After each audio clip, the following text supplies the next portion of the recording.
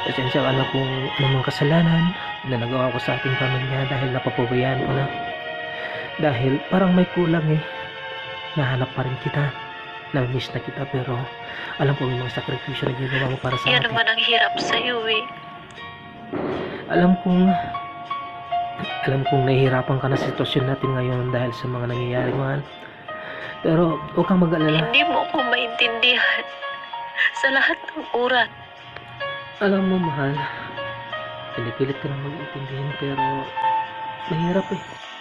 Alam mong busy ako sa work ko. Gagawin ko ang lahat para magbago na ako. Lubayan ko na lahat ng mga bisyo para sa ating pamilya. Pero anong ginagawa mo? Napababayaan mo na ang mga anak natin. Inaamin ko naman at tinatanggap ko na Wala kang kwentang ama. Wala kang kwenta.